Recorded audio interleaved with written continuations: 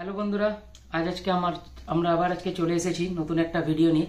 আজকের ভিডিওতে আমরা আলোচনা করব একটা গিজারে কি কি কম্পোনেন্ট থাকে, কি কি পার্টস দিয়ে গিজারটা তৈরি করা হয় এবং সেই কম্পোনেন্টগুলোর টেস্টিং প্রসেস, কোনটা ঠিক আছে কোনটা খারাপ আছে, কোন পার্টসটার কি কাজ, কোনটা কেন লাগানো হয়, এই ব্যাপারে আমরা একটু আলোচনা করবো। আজকে আমাদের কাছে একটা 3 লিটারের ইনস্ট্যান্ট গিজার রয়েছে, তো এটার ব্যাপারে আজকে আমরা আলোচনা করবো। ঠিক আছে, গিজারটা এখানে 6টা স্ক্রু রয়েছে। আমি এগুলো স্ক্রুগুলো আগে খুলে নিয়েছি। এই স্ক্রুগুলো খোলার পর দেন এটাকে পুল করলে আমাদের এটা বেরিয়ে যাবে।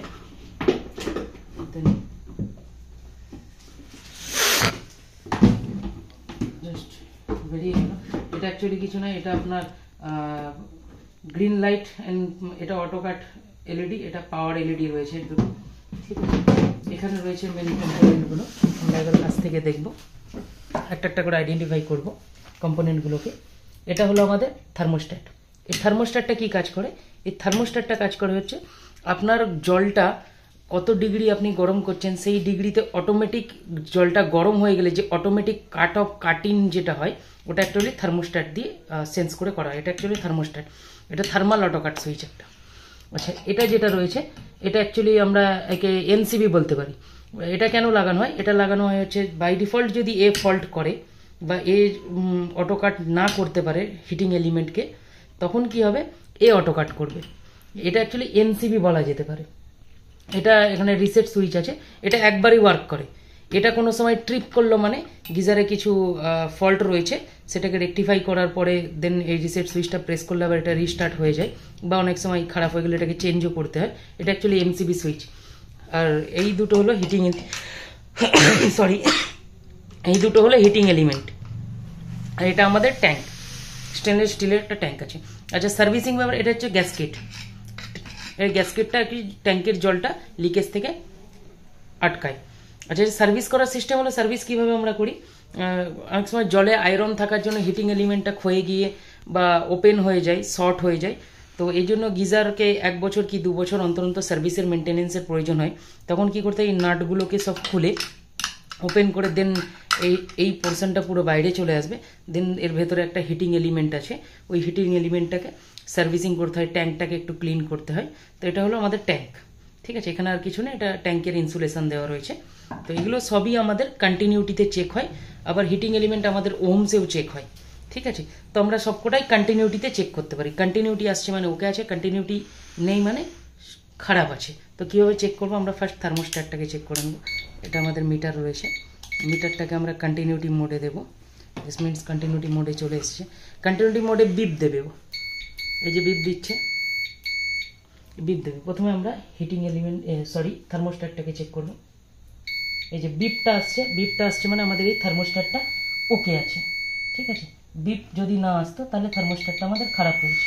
ঠিক আছে, এটা একটা 20 অ্যাম্পিয়ারের লোডের থার্মোস্ট্যাট রয়েছে। ঠিক আছে,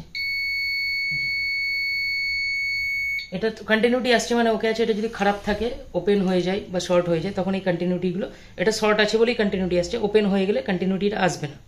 ঠিক আছে, দেন আমরা হিটিং এলিমেন্ট চেক করবো। এই দুটো যে প্রোব রয়েছে, এই দুটো অ্যাকচুয়ালি হিটিং এলিমেন্টের প্রোব রয়েছে। ঠিক আছে, এই দুটোকে আমরা কন্টিনিউটিতে চেক করব।